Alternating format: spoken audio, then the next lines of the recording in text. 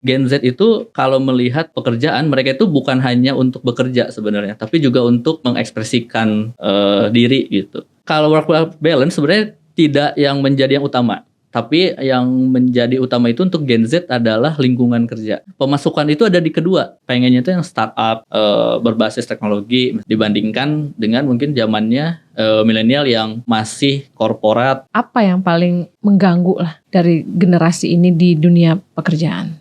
Sifat apanya gitu, sifat atau sikap apanya?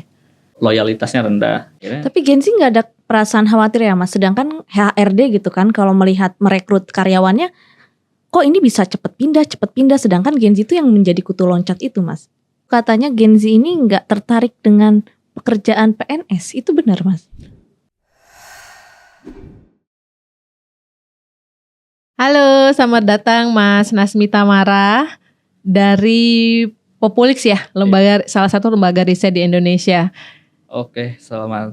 Halo Mas, selamat datang. Salam kenal. Salam kenal semuanya. Ya, Mas Nasmi agak gugup nih ya. Soalnya di hadapannya ada dua cewek-cewek nih. Padahal tadi di belakang mah lancar loh kalian. Iya, makanya tadi kok Demam panggung dulu ya. Hari ini juga masih sama Lulu ditemani. Makasih Lulu. Oke kali ya. Ini di depan aku ini ada Gen Z gak sih kamu Mas? Dibilang Gen Z mungkin enggak, lebih ke perbatasan kayaknya. Perbatasan. Nanggung nih, jadi mudah-mudahan sih bisa masuk ke dua-duanya ya. Oke, kalau di sebelah aku nih Lulu, jadi karena kita hari ini lu akan bahas soal Gen Z-Gen-Zian.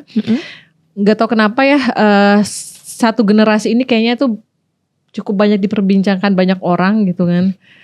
Kita mau cari sebenarnya apakah semua yang diperbincangkan itu melulu negatif gitu ya. Padahal atau sebenarnya generasi di atasnya aja yang tidak bisa menerima keunikan-keunikan dari mereka ya. Atau mungkin yang atasnya nggak bisa beradaptasi juga gitu ya Kak. Makanya kita mau nanya sama Mas Nasmi sebagai periset ya. Mas, tapi sebelum kita ngobrol-ngobrol soal Gen Z ini, boleh sedikit dijelasin nggak Populix ini apa ya? Oke, mungkin Populix itu simpelnya memang lembaga riset ya. Nah, untuk cakupan risetnya sendiri itu ada berbagai macam. Jadi mulai market research sampai social research. Nah, kebetulan saya tuh adanya di social research. Jadi berhubungan dengan isu-isu yang populer gitu ya. Termasuk juga mungkin yang akan dibahas di sini nih. Jadi soal Gen Z dan isu-isu yang selalu ramai lah di publik gitu. Oke, Mas, dari banyak sudut pandang banyak orang tentang Gen Z ini, aku pilih satu tema ini karena belakangan aku lihat di sosmed tuh kayaknya banyak banget ya lu ya yang memperbincangkan soal Gen Z di dunia kerja gitu ya. Kayaknya tuh mereka tuh mendapat stereotip yang kayaknya ini generasi yang banyak mau kali ya Kak. Gak tahu dibilang banyak mau atau terlalu kritis gitu ya, yang kadang-kadang membuat banyak perusahaan itu katanya bahkan ada di salah satu artikel itu kayak menulis banyak perusahaan itu memecat Gen Z ini gitu karena dianggap tidak performanya mereka tidak pas, kompeten kali ya, tidak fit mungkin itu ya. Mas, tapi sebagai pertanyaan pembuka, sebenarnya bagi seorang Gen Z gitu ya, ketika memasukin di dunia kerja, apa yang ada di pikiran mereka sih Mas? Oke, nah mungkin sebelum masuk ke beberapa insight ya, nah nanti coba saya ceritakan. Jadi di Populix ini kebetulan kami juga meriset khusus nih untuk stereotip Gen Z nih di dunia kerja. Jadi kita melakukan survei ke sekitar 1.000 orang. 1.000 orangnya ini terdiri dari 50-50 Gen Z dan milenial. Jadi kita coba lihat nih dua sisi dari yang selalu diperdebatkan itu. Sebenarnya benar nggak sih yang ada di stereotip yang orang bilang kalau Gen Z ABC? Nah itu kita coba konfirmasi di situ. Nah tadi untuk pertanyaan yang pertama, apa sih yang menjadi tujuan untuk Gen Z itu bekerja gitu ya, atau apa sih pekerjaan bagi mereka mungkin gitu ya lebih spesifiknya. Nah yang menarik sebenarnya di Gen Z itu kalau melihat pekerjaan, mereka itu bukan hanya untuk bekerja sebenarnya, tapi juga untuk mengekspresikan diri gitu. Akhirnya untuk pekerjaannya mereka dalam tanda kutip lebih pilih-pilih kalau dilihat. Jadi bukan hanya dari pekerjaan asal kerja gitu, tapi dia coba untuk memilih dulu kira-kira pekerjaan ini cocok nggak nih buat dia. Jadi kalau misalkan mereka punya passion atau punya minat di suatu bidang, ya dia akan coba kejar itu. Nah ini yang agak berbeda dengan yang milenial. Kalau milenial pada saat disurvei ya dia tanya pekerjaan itu ya untuk penghasilan gitu, untuk mendapatkan penghasilan gitu, bukan untuk lagi mencari ruang untuk berekspresi gitu. Nah itu yang agak beda tuh. Nah iya kan Gen Z ini biasanya nyarinya work-life balance Kak. Nah itu bener gak sih Mas? Nah itu juga menarik. Jadi kalau work-life balance sebenarnya tidak yang menjadi yang utama. Tapi yang menjadi utama itu untuk Gen Z adalah lingkungan kerja dan rekan kerjanya. Itu yang mereka cari. Pemasukan itu ada di kedua. Berbeda dengan milenial. Milenial itu pertamanya itu pemasukan dulu. Cuan. Ya walaupun sebenarnya Gen Z juga nyari, tapi kenapa mungkin akhirnya banyak turnover atau ya yang tadi nggak cocok ya karena mereka tuh lebih mementingkan yaitu sebenarnya bagaimana lingkungan kerjanya itu cocok nggak dengan mereka, termasuk juga pekerjaan atau bidang yang mereka dalami itu.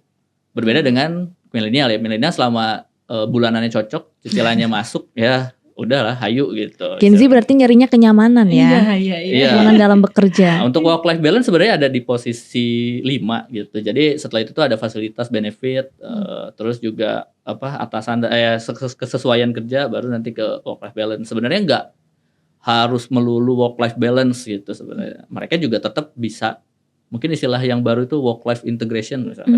Soalnya di media sosial tuh ramenya work life balance kan, antara kerja juga nongkrong juga ngopi kayak gitu loh Mas. Betul. Nah ini mungkin nyambung juga nih. Ada juga kita ada pertanyaan bagaimana mereka memisahkan kehidupan gitu. Ya memang mereka itu kalau di Gen Z lebih memisahkan mana pekerjaan, mana kehidupan sosial. Terus itu juga berefek pada bagaimana cara komunikasi. Jadi untuk yang pekerjaan ya mereka bisa jadi bikin entah nomor khusus atau kalau yang di startup kan sekarang udah punya tools sendiri ya. Jadi contohnya mungkin kalau yang teman-teman banyak tahu itu kayak Slack gitu misalnya. Slack itu digunakan komunikasi untuk pekerjaan aja. Sedangkan WhatsApp itu untuk pribadi. Jadi di Slack itu ya pekerjaan. Jarang lah bahas pribadi, dan di WhatsApp juga begitu. Jadi jarang bahas pekerjaan. Berbeda nih dengan yang dulu zamannya milenial, mungkin belum ada teknologi yang seperti itu. Ya WhatsApp ya ada kerjaan, grupnya ada 100 itu kerjaan semua gitu.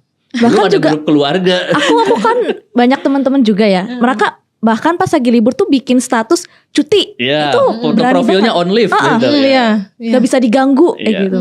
Atau bahkan alternatifnya adalah dengan kemudahan teknologi juga sekarang udah ada WhatsApp bisnis misalkan. Atau satu WhatsApp bisa 2 akun. Jadi akhirnya mereka memisahkan itu. Kalau dulu kan zaman sebelum WhatsApp bisnis gitu-gitu, satu device itu kan hanya satu nomor ya. Mereka harus effort untuk, kita misalnya harus effort untuk punya 2 device gitu. Kan HP kantor, HP pribadi ya. Kalau sekarang satu HP pun sudah bisa dipisah. Nah, akhirnya itu juga yang pola komunikasinya yang berbeda. Kalau milenial pakai Slack mungkin agak susah gitu, atau yang agak generasi di atasnya agak susah, ujungnya WA lagi. Bahkan milenial juga kalau lagi cuti di WA dibales. Iya gak sih? Inti kayak enggak gitu. Jadi benar-benar yang pembeda yang terlihat jelas itu adalah Gen Z ini tidak ingin gitu ya, semua itu dicampur adukan menjadi satu gitu ya. Betul, mungkin itu yang jadi poinnya mungkin ya. Karena mereka yang menganggap pekerjaan ya mungkin kayak 9 to 5 gitu ya, itu pekerjaan, kehidupan sosial ya kehidupan sosial. Sementara untuk kalangan milenial mungkin ya kerja ini kan, karena kerja inilah aku bisa hidup gitu ya. Karena kerja aku bisa liburan gitu ya. Jadi ketika ada urusan kantor ya udahlah, tanpa kantor aku tidak ada apa-apa gitu. Liburan masih bawa laptop gitu ya. Iya, bener. Iya. Mas Azmi, sebenarnya kalau Gen Z ini ada nggak ya mereka tuh kayak yang mengincarnya profesi-profesi tertentu aja gitu, atau kok mereka sebenarnya juga justru kurang nyaman dengan model-model pekerjaan perkantoran gitu?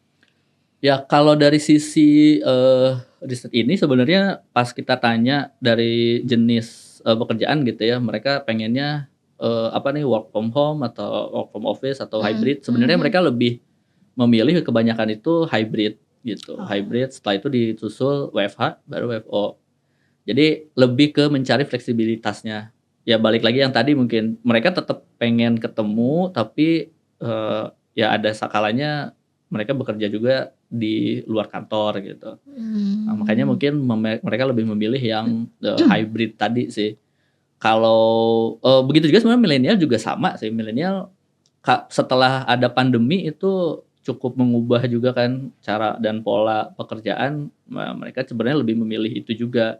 Cuman balik lagi tadi sisi fleksibilitasnya mungkin agak beda gitu. Yang satu ada pembatasan, yang satu lebih longgar pembatasannya gitu. Bahkan juga Gen Z itu lebih milih hybrid karena dia bisa lebih banyak mencari pekerjaan ya, misal freelance dapat lebih banyak kayak gitu Mas.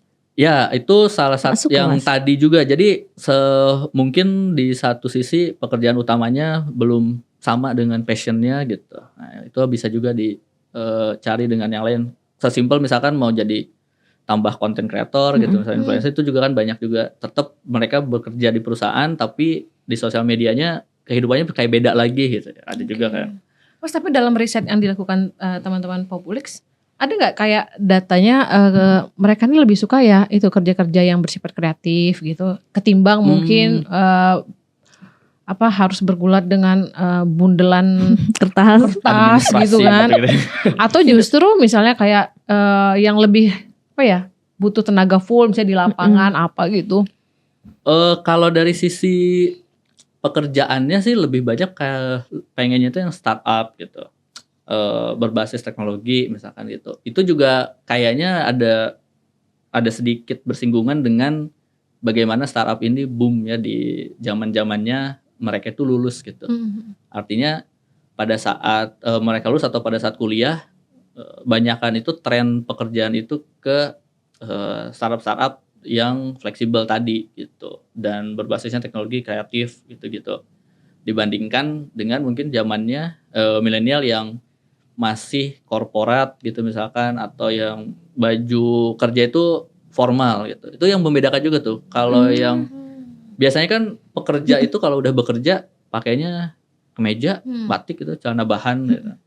Kalau yang pas ya saya juga mengalami sih kalau di startup kan pakai kaos aja jalan gitu. Nah, itu juga agak membedakan tuh akhirnya bagaimana mereka itu menganggap bahwa pekerjaan tuh kayaknya kayak gini deh harusnya gitu. Iya, bahkan juga temanku tuh ada yang pilih kerja tuh yang pengen pakai baju bebas Kak.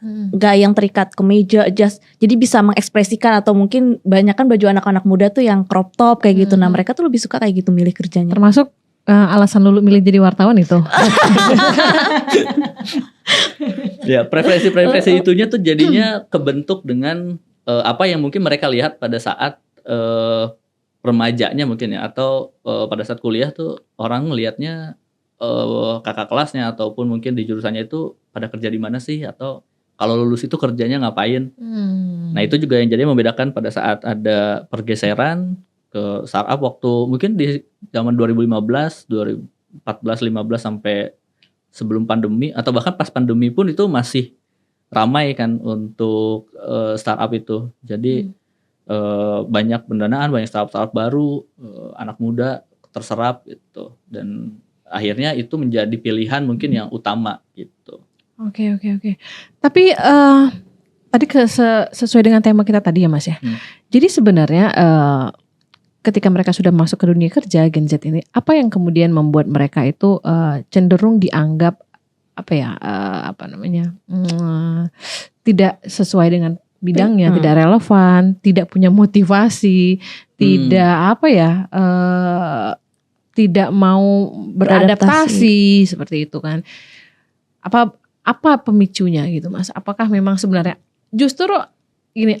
Aku sih juga nggak yakin ya di era teknologi seperti saat ini tuh apa benar mereka tidak untuk itu semua gitu kan. Justru harusnya mereka menjadi generasi yang lebih kreatif, jadi orang yang lebih mudah beradaptasi gitu kan. Karena dia tumbuh juga berbarengan dengan teknologi yang canggih juga kan.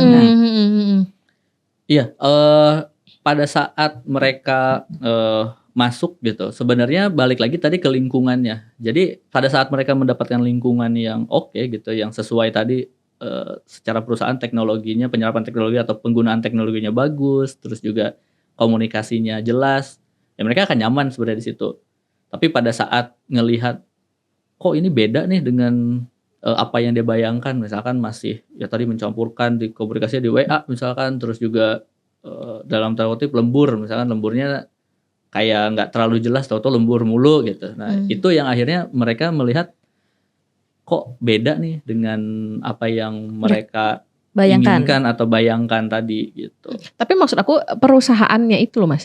Perusahaan itu melihat Gen Z sekarang itu seperti apa gitu. Apakah mungkin ya itu tadi aku bilang tidak punya motivasi, tidak kreatif, tidak komunikatif yang membuat akhirnya perusahaan kayaknya nggak cocok deh pakai tenaga Gen Z sebagai Ya, pekerja kita itu gitu. mungkin ya perusahaannya juga sih kayaknya ngelihat apakah mereka itu balik lagi nih perusahaannya dominannya itu di generasi apa, misalkan katakanlah di atas milenial gitu dengan gaya yang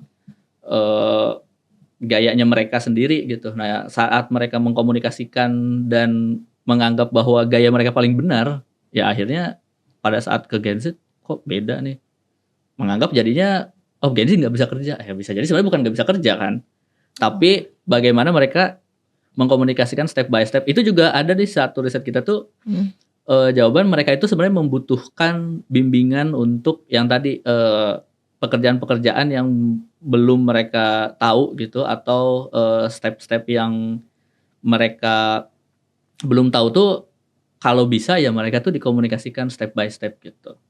Jadi bukan cuman disuruh setelah itu nyari sendiri yang oke, noted Pak gitu. Oke, siap Pak. Nah, mungkin mereka bukan tipe yang seperti itu. Ya kalau dikasih aja terus nggak jelas akan questioning. Kok saya dikasih kayak gini ya? Ujungnya jadi nggak dikerjain. Beda dengan ya kalau zaman kita dulu, maksudnya zaman saya pas awal-awal gitu dikasih karena nggak ada teman buat nanya atau apa ya, kita coba kerjain dulu gitu. Atau nanya ke yang lebih senior. Nah ini kadang karena tadi komunikasinya nggak jelas, terus step by stepnya nggak ada penjelasannya, akhirnya mereka lebih ke menolak untuk melakukan pekerjaan itu. Nah, akhirnya pada saat dari point of view perusahaan kan ngelihatnya kok ini nggak kerja nih. Dalam riset Populix ada nggak apa yang paling mengganggu lah dari generasi ini di dunia pekerjaan? Sifat apanya gitu? Sifat atau sikap apanya? Pertama mungkin kalau ini penilaian dari generasi lain ke generasinya Z gitu ya. Sebenarnya yang bagusnya dulu nih, yang bagusnya tuh mereka adaptasinya cepat gitu. Terus juga penggunaan teknologinya bagus gitu. Cuman yang jadinya mereka dianggap jelek itu loyalitasnya rendah. Jadi ya tadi mungkin kutu loncat, terus juga kalau apa berkaitan juga dengan loyalitas, ini tuh sebenarnya terbukti juga kalau pas kita tanya ke Gen Z ya, memang pada saat kita tanya kira-kira berapa lama nih mau di perusahaan ini, ya 1-2 tahun paling banyak, 2-4 tahun paling banyak, 1-4 lah ya. Kalau di milenial itu bisa sampai 5 atau 6 tahun dan di atas itu. Jadi grafiknya memang agak beda tuh distribusinya. Dan itu akhirnya melihat si orang milenial gitu ya, ke nilai ke Gen Z ini ya mereka jadinya nggak loyal, dan ujungnya si pekerjaannya itu jadi ya kalau dikit-dikit terus hilang atau dikit-dikit terus ganti, capek sendiri nih. Sedangkan si milenial ini atau si orang-orang di perusahaan ini udah lama, yang memang kayak culture-nya, value-nya kan emang udah dibentuk. Nah itu yang akhirnya mereka nggak cocok nih kayaknya.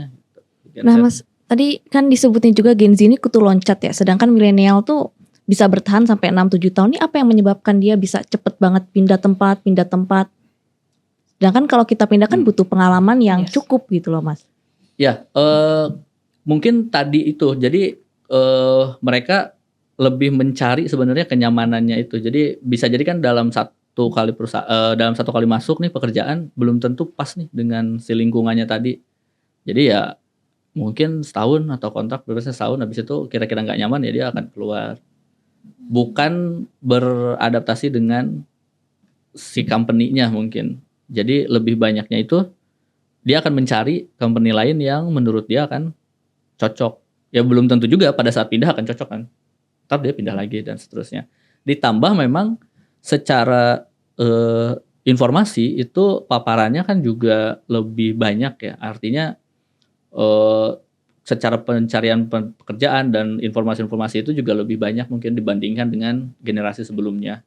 Generasi sebelumnya bisa 6 tahun, 10 tahun di satu perusahaan gitu. Karena ya mungkin nyarinya juga waktu itu agak susah gitu. Kalau lu udah berapa tahun di Merdeka? Aku 2 tahun sekarang. Oh, baru betah 2 tahun. ya. Termasuk belum masih tentu ya, itu, masih karena di, masih di 1-2 tahun nih, hati-hati Tapi sih. sebelumnya aku 11 bulan, Kak. Oh, sebelumnya 11 bulan. Habis itu pindah ke sini gitu. Oh gitu. Kalau aku jangan ditanya ya, nanti kaget soalnya. Kalian udah berapa tahun? Kayaknya udah hampir mau 12 tahun. Itu buktinya yang jelas. Ini udah kelihatan ya gapnya gimana gitu. Oke, Dan memang mungkin ini juga salah satu tren yang terjadi, dan tadi mungkin membahas ke startup boom dan lain-lain. Waktu zamannya itu startup banyak masuk, mereka kan biasanya yang baru-baru ini butuh yang pengalaman gitu, butuh yang sudah bekerja. Akhirnya mereka akan membajak istilahnya gitu, mengambil dari yang sudah senior di perusahaan lain, walaupun di perusahaan itu misalkan baru setahun, baru 2 tahun. Akhirnya dengan berpindah ada kenaikan juga dari sisi salary dan lain-lain, dan itu juga jadi pertimbangan. Mungkin sekarang kalau ditanya bisa jadi akan lebih cepat naik gaji itu saat pindah dibanding harus menunggu di satu perusahaan. Itu mungkin kalau di riset atau di survei kayaknya bisa jadi benar gitu. Kayak orang naiknya itu ya kalau dulu kan zaman-zamannya misalkan MT, atau sekarang juga masih ada ya MT gitu. Atau di perusahaan katakanlah BUMN itu kan, atau korporasi-korporasi besar itu dia ada jenjang karirnya yang setelah berapa lama dia akan naik, misalkan dari junior jadi senior jadi manajer dan seterusnya. Nah itu juga dari sisi perusahaan kan nggak semuanya bentuknya seperti itu ya. Nah, ada juga yang mengambil dari pro hire, yang ambil dari perusahaan lain ya. Akhirnya tren itu juga yang berkembang, dan Gen Z melihatnya, oh kalau mau berkembang mungkin harus keluar dari zona nyaman. Nah, akhirnya. Tapi Gen Z nggak ada perasaan khawatir ya Mas, sedangkan HRD gitu kan kalau melihat merekrut karyawannya, kok ini bisa cepet pindah, sedangkan Gen Z itu yang menjadi kutu loncat itu Mas.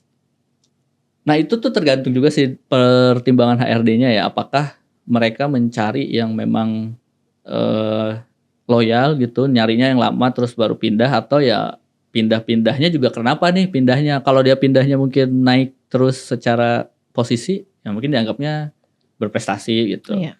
Tapi kalau yang terlalu pindahnya 3 bulan bisa jadi nggak lolos probation gitu. Nah, itu kan bisa juga beda ya. Akhirnya ada pertimbangan lain juga di situ. Karena kalau zaman aku dulu kalau misalnya kita terlalu pindah banyak perusahaan gitu, itu kayak ngotorin CV gitu ya. Jadi banyak. Jadi kayak kita di blacklist, oh ini anak gak serius nih cari kerja gitu. Padahal serius banget, justru karena seriusnya cari yang lebih baik.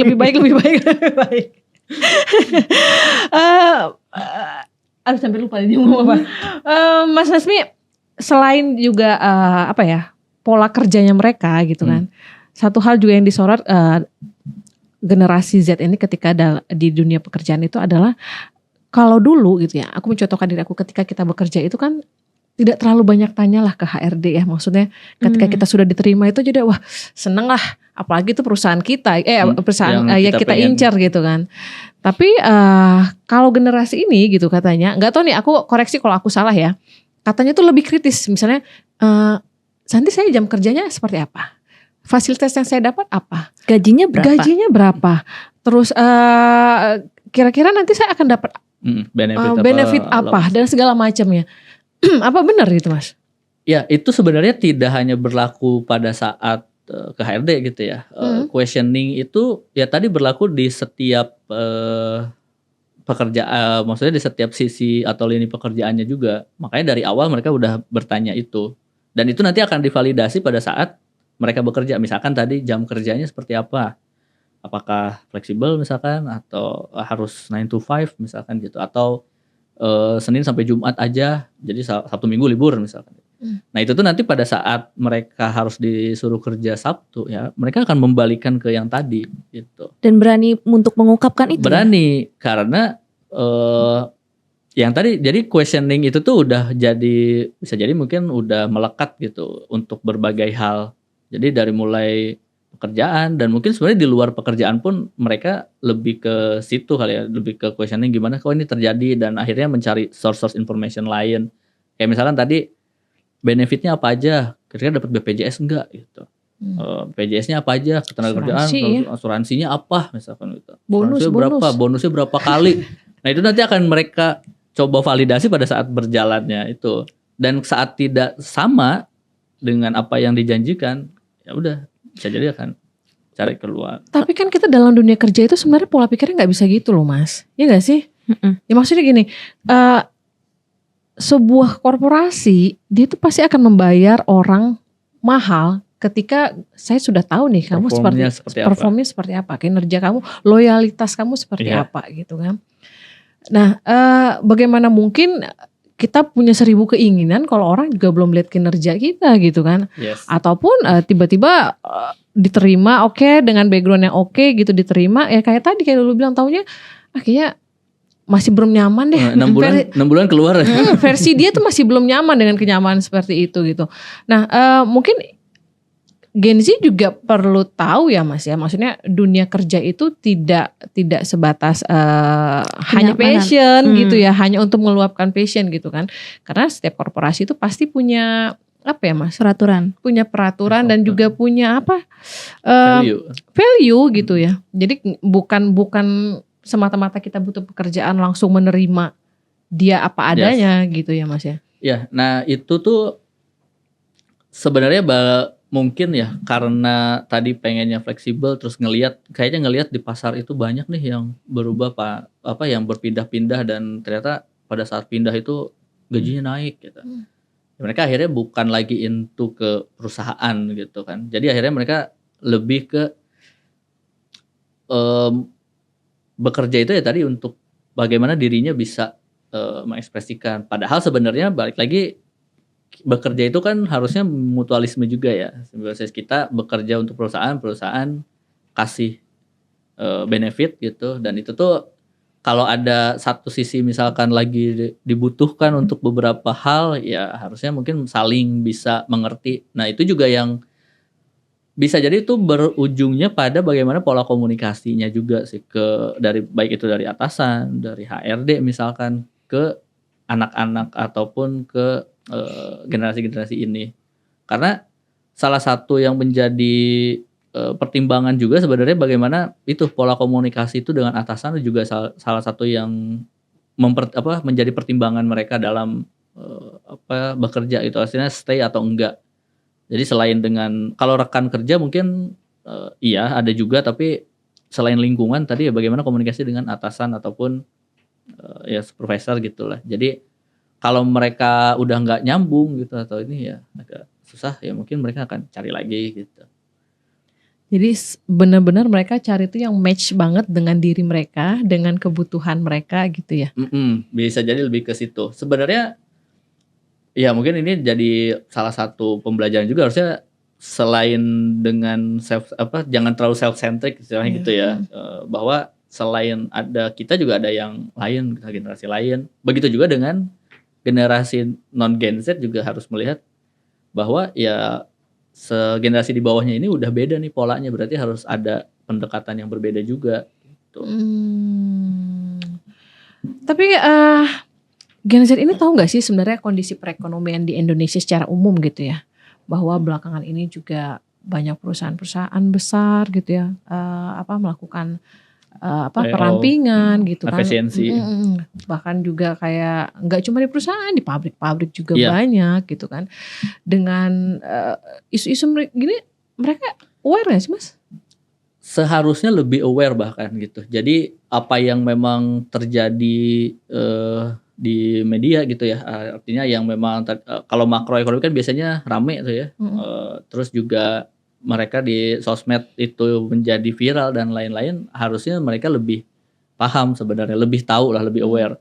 Dan ya itu tadi kayaknya beberapa hal itu tuh yang akan jadi titik baliknya, ataupun mungkin yang mereka membuat lebih sadar bahwa mencari pekerjaan juga mungkin susah gitu. Jadi kalau terlalu picky akan jadi resiko juga. Tapi itu kan baru terjadinya mungkin di beberapa tahun terakhir ya. setelah post pandemik bahkan gitu, bahwa ternyata di startup itu nggak seindah yang dibayangkan gitu. Tahu-tahu ada misalkan layoff, ada pemindahan, ada efisiensi dan lain-lain. Itu baru terasanya mungkin sekarang-sekarang, dan kita juga nggak bisa lihat efek langsungnya kan secara jangka pendek. Pasti nanti apakah bisa jadi pada saat kalau ada riset lagi misalkan tahun depan mungkin udah agak berubah tuh.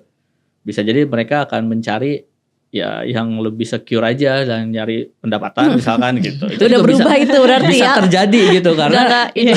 karena faktor-faktor eksternalnya itu baru terjadinya akhir-akhir ini. Gitu. Apalagi sekarang mungkin kalau dulu ya post pandemi itu kan banyak startup juga yang bermunculan gitu juga ya. Terus kemudian banyak yang dicari tenaga ahli atau profesi yang untuk mensupport bisnis itu gitu kan. Tapi kan dalam perjalanannya itu kemudian banyak orang juga yang memenuhi bisnis itu sampai kebanjiran orang gitu. Iya. Akhirnya malah mereka merasa saingan juga semakin berat banyak, gitu betul. ya. Yang dulunya over demand gitu, saya banyak nih demandnya dan kekurangan.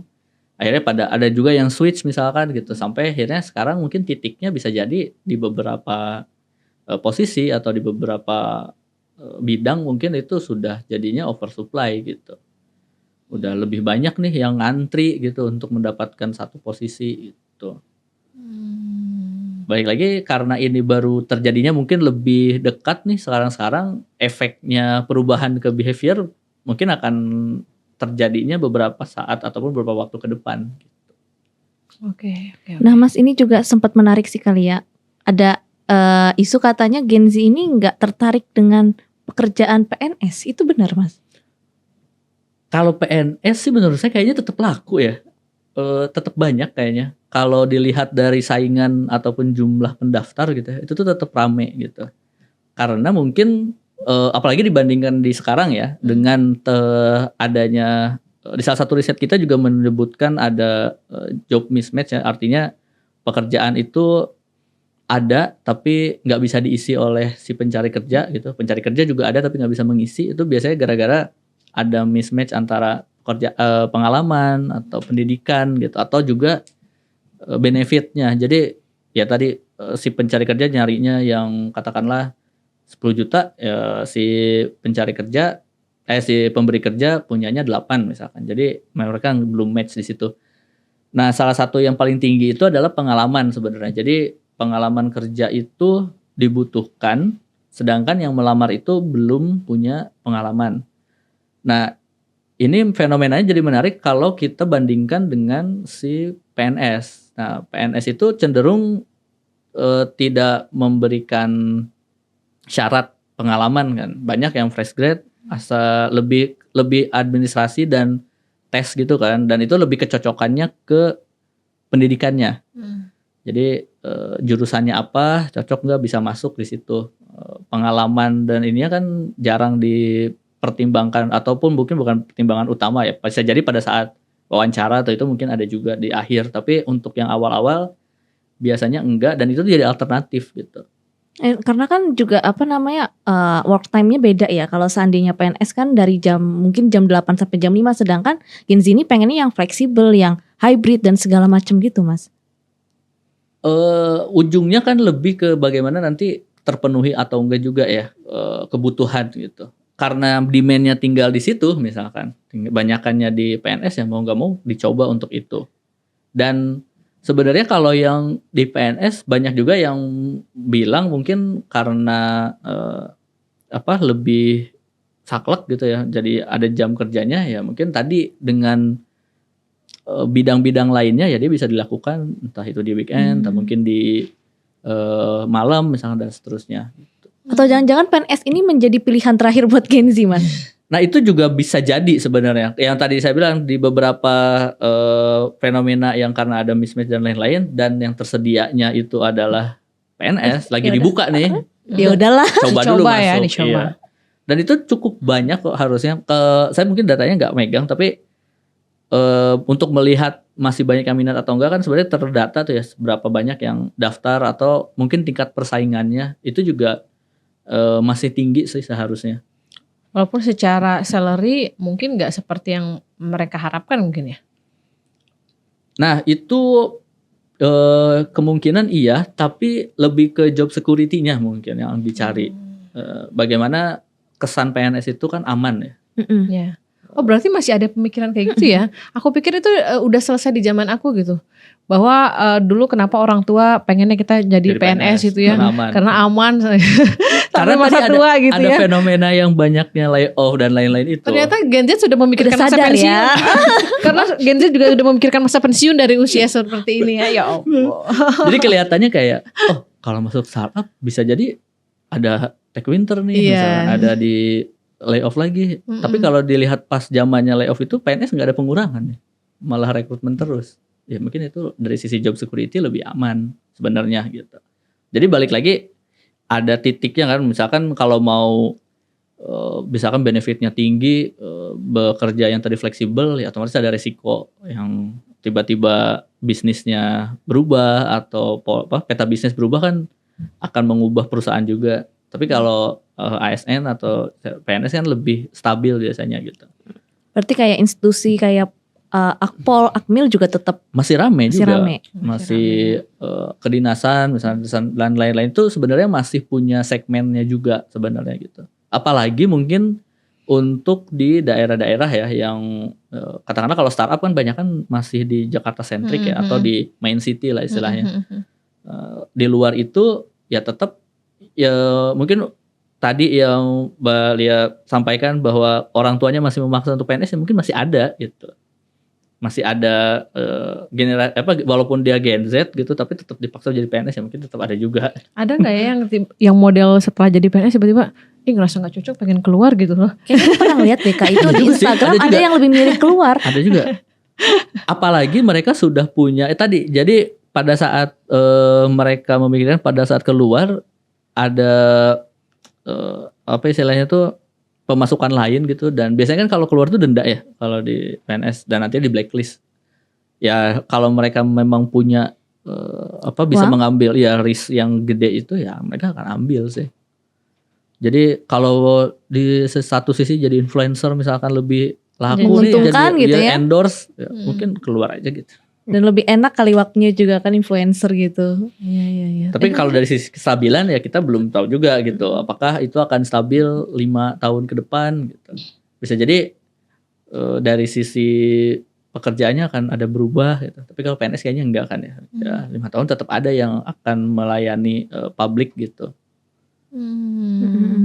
Mas, ada nggak cerita-cerita unik dalam penelitian yang dilakukan Populix gitu ke teman-teman Gen Z ini bahwa mereka itu memandang dunia korporasi atau perkantoran itu seperti apa sih di dunia itu? Apakah misalnya ternyata persaingannya itu seperti itu ya antara senior dan junior gitu atau mereka merasa ya oke-oke aja gitu? Kalau dari sisi perkantorannya secara umum sih sebenarnya masih sama ya antara Gen Z dan milenial ya menganggap kalau udah masuk kerja tuh ya tetap ada ya kalau persaingan politik gitu-gitu pasti tetap ada gitu. Hanya saja memang bagaimana cara itunya sih bersosialisasinya mungkin yang akan jadi beda. Yang seperti tadi memisahkan antara teman kantor dengan teman kerja dengan teman nongkrong gitu. Itu salah satu yang juga ditemui di sini. Jadi mereka memang memisahkan tidak follow sama teman kantor gitu. Kalaupun mau follow ya mungkin sesama Gen Z aja. Kalau nggak di close friend. Di follow tapi kok nggak ada story-nya nih ya ternyata di close friend gitu. Itu memang terjadi dan ada ada pengakuannya istilahnya dari riset kita bahwa mereka itu memisahkan itu dari mulai waktu sampai ke teman. Jadi ada teman kerja, ada teman sosial gitu ya, teman nongkrong lah istilahnya. Dan itu agak beda kalau di zaman mungkin di sebelum-sebelumnya ya teman nongkrong itu biasanya kan teman kantor ya. Justru mereka itu banyak bergaul dengan teman kantornya. Kalau reuni baru ke teman kuliah. Nah kalau ini mungkin agak beda ya, nongkrongnya tetap sama teman-teman kuliah atau circle-nya ya dengan teman kantor ya tetap di kerjaan aja. Itu sih yang mungkin dibedain. Tapi ya sebenarnya itu juga mungkin udah mulai menurun, bahkan ada tren-tren yang bikin reels atau TikTok yang bahwa bisa bergaul nih satu frekuensi dari mulai umur kelahiran 1980 sampai 2000 ya. Lagi viral itu ya. Iya. Kalian bikin kan? Yang aku lihat di WhatsApp. Tapi itu teman di luar bukan Oh. teman kantor. Itu Nah, kalau buat teman kantor kan dia paling Muda. otot kayaknya. Nah itu tuh untuk melihat bahwa ya untuk nge-counter stereotip itu juga mungkin ya, bahwa sebenarnya selama komunikasinya benar atau komunikasinya terjaga ya sebenarnya bisa-bisa aja. Terus misalnya di pengalaman saya pun kalau dengan teman kerja ya tetap bisa kok nongkrong gitu sebenarnya, tetap bisa kok ngomongin di luar kantor. Yang penting memang jangan sampai pas nongkrong ngomongin kantor. Nah itu biasanya jadinya ilfeel gitu atau kayak ya masa ngomongin kantor lagi gitu. Tapi bukan banyakan kasus kayak gitu ya. Oh Iya maksudnya lagi. ngomongin kantornya bukan ngomongin. Ya maksud aku ujung-ujung ngomongin kerjaan gitu kan. Iya, Iya, nah, tapi kan keseringannya pada akhirnya sih kayak gitu sih keseringannya Mas ya. Nah itu mungkin ya akhirnya kayak kan harusnya nongkrong nih bukan. Udah deh besok gak usah diajak lagi. Iya kan gitu. Udah gak usah diajak gitu. Oke. Mas, satu pertanyaan terakhir kita mungkin dari banyak stereotip yang sering kali dilabelin negatif pada generasi Z ini, sebenarnya kayak tadi aku boleh ambil yang penjelasan Mas Nesmi ini bahwa sebenarnya nggak melulu negatif sih lu gitu ya. Justru mungkin mereka ini mencoba apa ya? Menghargai diri mereka sendiri atas apa yang mereka capai gitu. Ya. Jadi kenapa kita tidak boleh mengaktualisasi diri kita dengan kemampuan kita? Kenapa harus melulu mengikuti alur yang sudah ditetapkan gitu kan? Iya. Seperti itu Mas. Sepakat juga gak sih Mas kalau aku bilang ya mungkin dunia kerja juga harus membuka diri ya. Betul. Siapa tahu kehadiran teman-teman generasi Z ini justru mendobrak hal-hal yang selama ini terlalu kolonial gitu ya. Baik dalam aturan, dalam cara kerja, dalam cara berkomunikasi gitu kan. Apakah mungkin ketika ada yang tidak sesuai itu harus dipendam gitu. Kan apakah memang yang mereka lakukan ini justru sebenarnya speak up itu adalah cara yang baik sebagai upaya untuk membenahi hal-hal yang mungkin tidak baik. Oke, mungkin jadinya bisa jadi ada sesuatu yang pada saat mereka questioning tadi mempertanyakan terus juga speak up, justru harusnya bisa mengubah polanya dan ujungnya jadi efektif misalkan.